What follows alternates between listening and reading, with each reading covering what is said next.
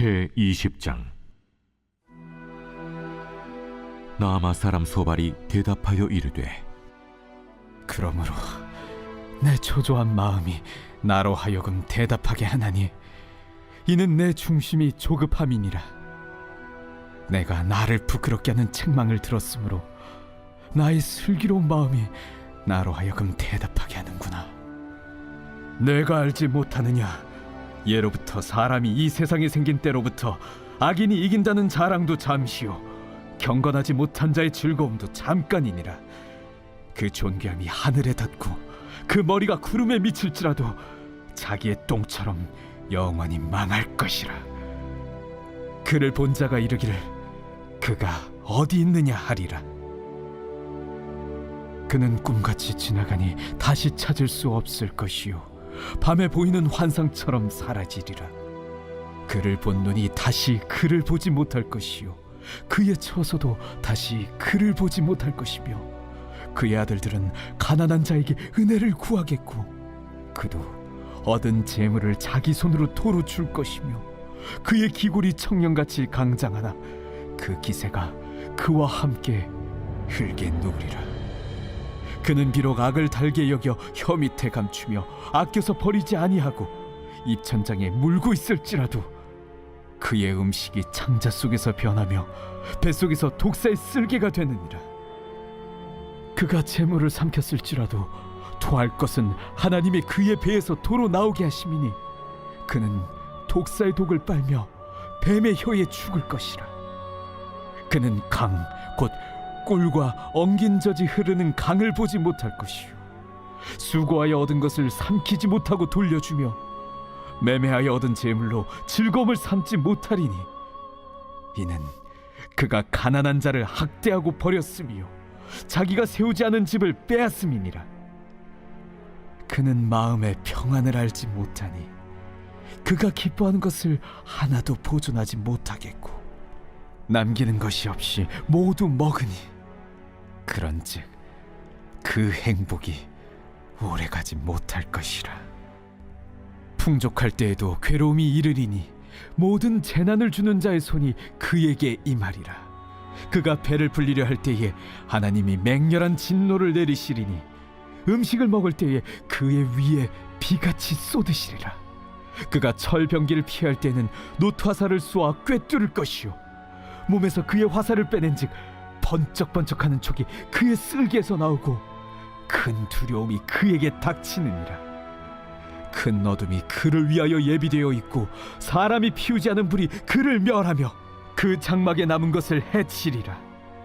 하늘이 그의 죄악을 드러낼 것이요 땅이 그를 대항하여 일어날 것인즉 그의 가산이 떠나가며 하나님의 진노의 날에 끌려가리라.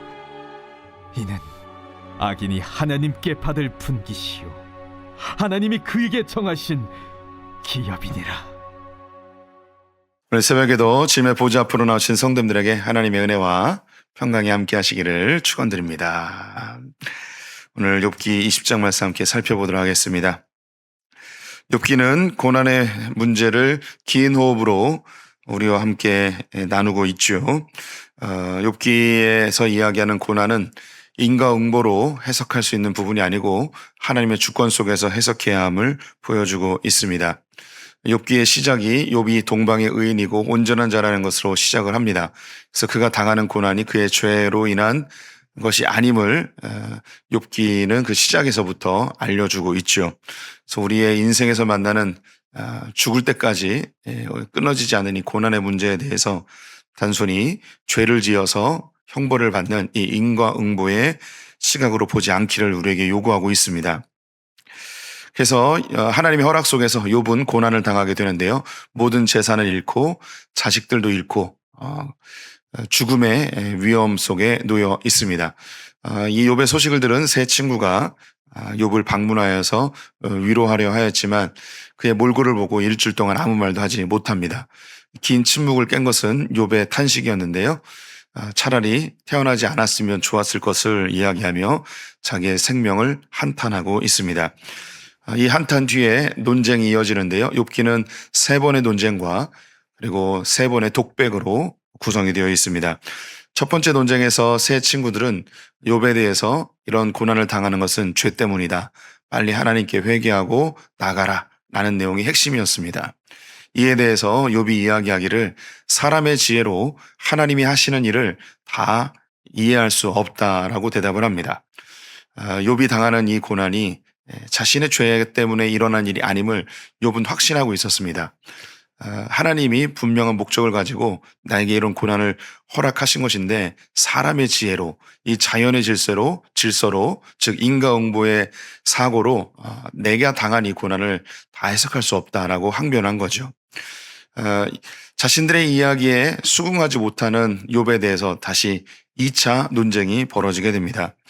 엘리바스와 빌닷이 먼저 공격을 했죠. 엘리바스는 욥이 너무 말이 많다고 이야기합니다. 그리고 너의 이 태도가 바로 그 죄인의 증거라는 거죠. 어른에 대한 태도, 그리고 하나님에 대한 태도가 올바르지 않다 하면서 그의 논리보다는 그의 태도에 대해서 지적을 합니다. 빌닷은 더 거칠게 이야기하는데요. 세상 모든 만물은 각자의 자리가 있다고 이야기합니다. 나무는 나무의 자리, 바위는 바위의 자리가 있다는 거예요. 그래서 아기는 그가 있어야 될 자리에 있게 되는데 그 자리가 바로 흑암의 자리라고 합니다. 그래서 네가 이런 고난을 당하는 것은 네가 악인이라는 분명한 증거다라고 아주 거칠게 이야기를 합니다. 이제 세 번째 주자인 소발이 이야기를 하는데요. 형님들과 그리고 욥의 그런 논쟁을 보면서 그 마음에 욥이 너무 불쌍하니까 아무 말도 하지 말고 있어야지 뭐 이런 생각을 했던 모양입니다. 그런데 욥의 하는 태도나 그의 말을 들으면서 도저히 그 마음속에서 우라가 치밀어서 참을 수가 없어서 내가 이야기 한마디 더 하겠습니다 라고 하면서 이야기를 시작합니다. 소발의 그런 분노에 찬 그의 마음이 2절 3절에 나와 있는데요. 제가 읽어보겠습니다. 그러므로 내 초조한 마음이 나로 하여금 대답하게 하나니 이는 내 중심이 조급함이니라. 내가 나를 부끄럽게 하는 책망을 들었으므로 나의 슬기로운 마음이 나로 하여금 대답하게 하는구나. 욥이 하는 이야기가 부끄럽게 하는 책망이라고 이야기합니다. 이것을 요즘 우리의 언어로 이야기하면 형님 그거 지금 나 들으라고 하는 말이죠. 뭐 이렇게 이야기하는 거죠. 그래서 자기가 그 생각하고 있는 것을 직접적으로 비난을 받으니까 그 마음속에 막 화가 치밀어 가지고 내가 말 안 하려고 그랬는데 형님 내가 이 이야기를 꼭 해야겠습니다 하면서 이야기를 시작합니다. 그러면 이 소발이 욥에게 하고 싶었던 이야기는 무엇인가? 그 내용의 핵심은 악인은 영원히 망하게 된다는 것입니다. 5절부터 7절을 제가 다시 읽겠습니다. 악인이 이긴다는 자랑도 잠시요 경건하지 못한 자의 즐거움도 잠깐이니라. 그 존귀함이 하늘에 닿고 그 머리가 구름에 미칠지라도 자기의 똥처럼 영원히 망할 것이라. 그를 본 자가 이르기를 그가 어디 있느냐 하리라. 이 소발이 깨달은 위에 슬기로운 마음이라고 했는데요. 자기 안에 슬기로운 지혜, 자신 안에 이 세상을 살면서 깨달은 그런 지혜가 있는데 그것을 내가 말하지 않을 수 없다. 그게 뭐냐면 악인은 영원히 망하게 된다.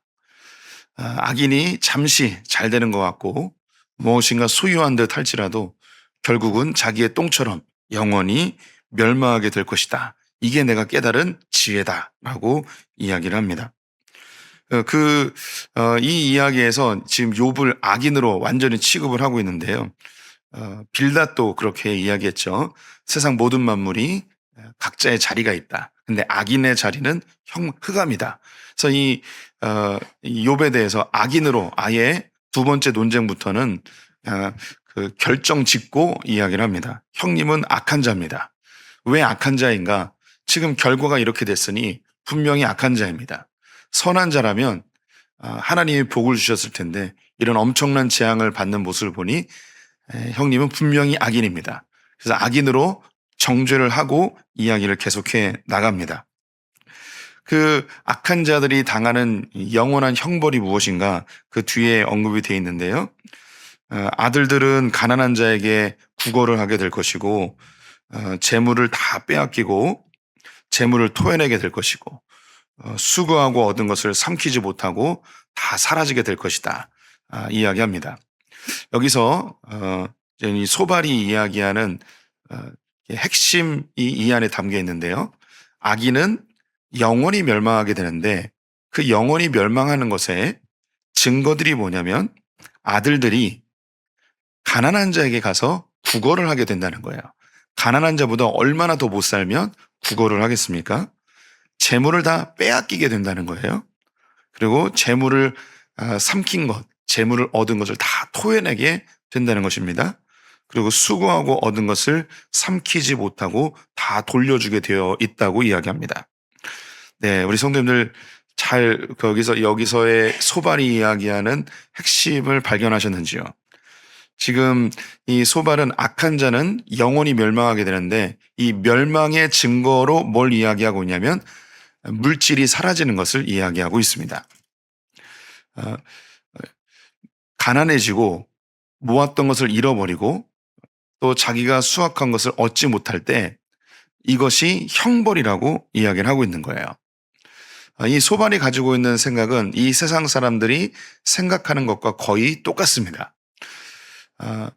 사람들이 이 사람 형벌을 받았네, 이 사람 인생 망했네, 이 사람 이제 다 끝났네 라고 했을 때의 이 기준이 뭐냐면 돈이 사라졌을 때, 물질이 사라졌을 때 이 사람은 망한 것이고 이 사람은 끝난 것이고 이 사람은 하나님께 형벌을 받은 것이라고 판단을 하는 거죠.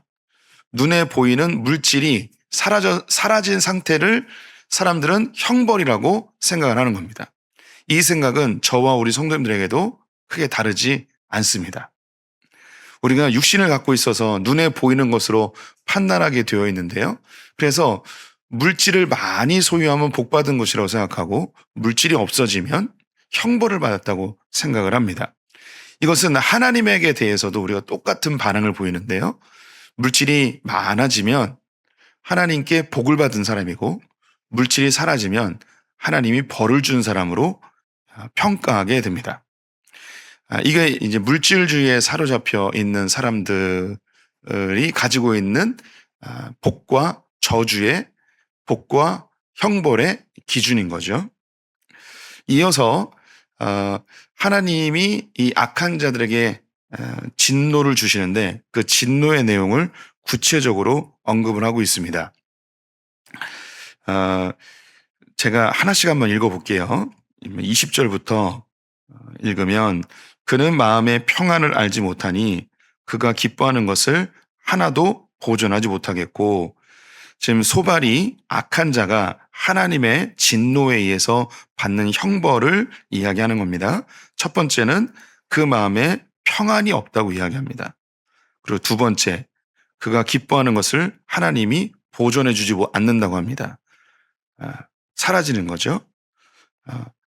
20절에서 평안을 알지 못하고 보존해 주지 못함으로 인해서 불안합니다. 언제 없어질지 모르는 불안함이 있는 거죠. 21절에 남기는 것이 없이 모두 먹으니 그런즉 그 행복이 오래가지 못할 것이라. 아무리 먹어도 만족함이 없는 거예요. 실제적으로 돈을 아무리 쌓아놓아도 행복이 오래가지 않는 거예요. 만족감이 오래가지 않는 거죠. 그리고 이 허기짐을 실제로 먹을 것으로 채웁니다.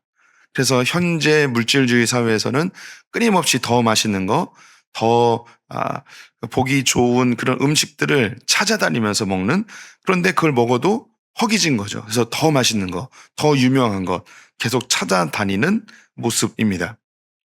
22절에 풍족할 때에도 괴로움이 이르리니 모든 재난을 주는 자의 손이 그에게 임하리라. 아무리 풍족해도 괴로움이 사라지지 않는 거죠. 그래서 더 풍족하게 찾아다니는 인생이라고 합니다. 23절에 그가 배를 불리려 할 때에 하나님이 맹렬한 진노를 내리시리니 음식을 먹을 때에 그의 위에 비같이 쏟으시리라. 그가 배를 불리려 하는데 하나님이 진노를 주신대요.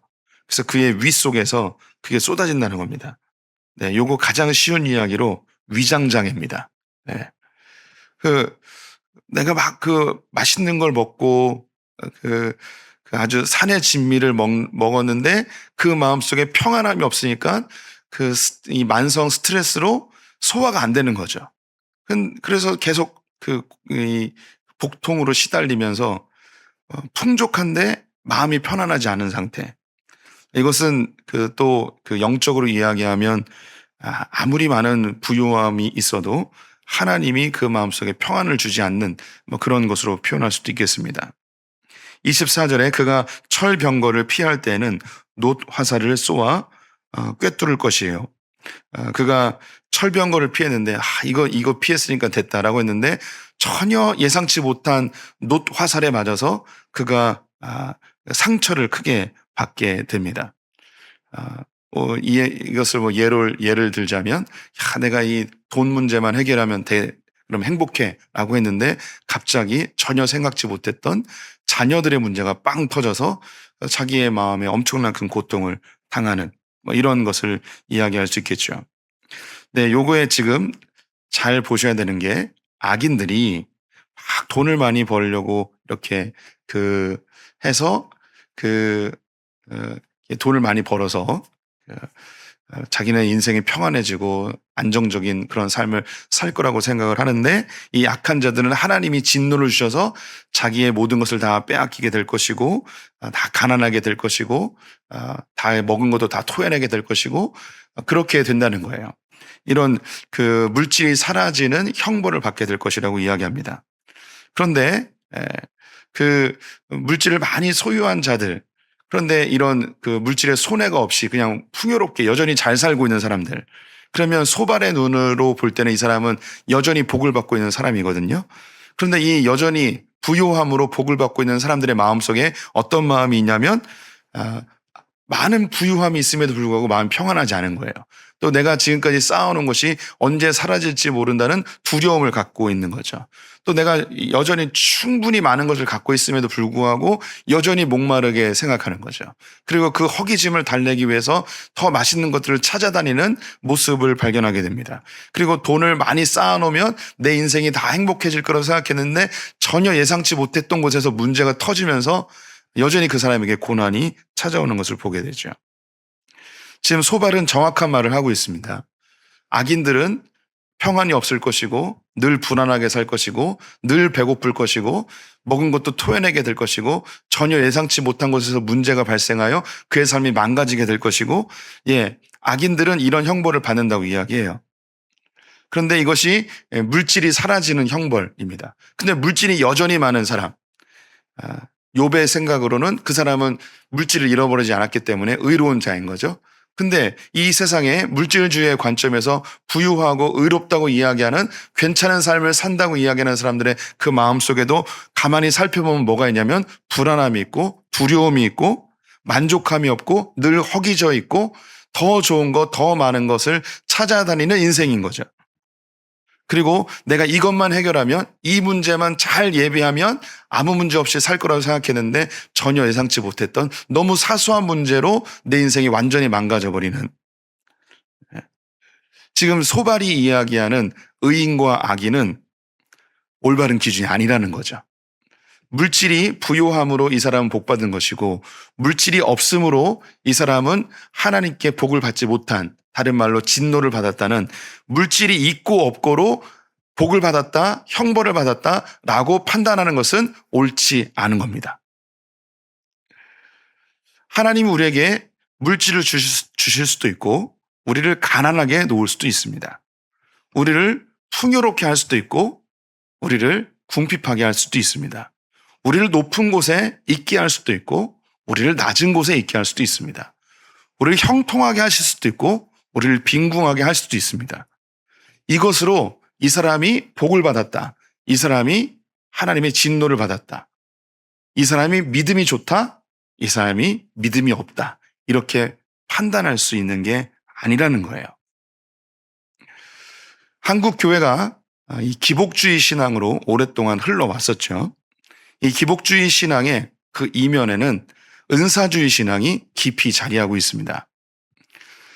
어떤 사람이 하나님의 복을 받는가?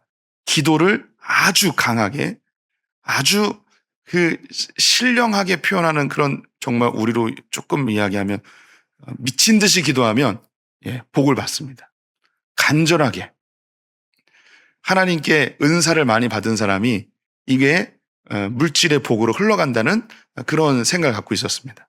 그래서 소나무 뿌리를 뽑을 수 있는 그런 그 뜨거운 신앙을 갖고 있는 사람은 반드시 복을 받는다라고 생각을 했습니다. 반대로 기도도 안 하고 하나님께 헌신도 안 하고 하나님께 충성하지 않는 사람은 형벌을 받을 것이라고 생각을 했죠. 그리고 그렇게 복을 받았다고 이야기하는 분들이 앞에 나와서 간증도 하고 또 사람들에게 자기가 어떻게 하나님께 복을 받았는지 그 신앙의 자랑을 하게 되면 나도 저렇게 기도하면 저렇게 신앙생활하면 나도 저런 복을 받는구나 라고 생각을 했습니다.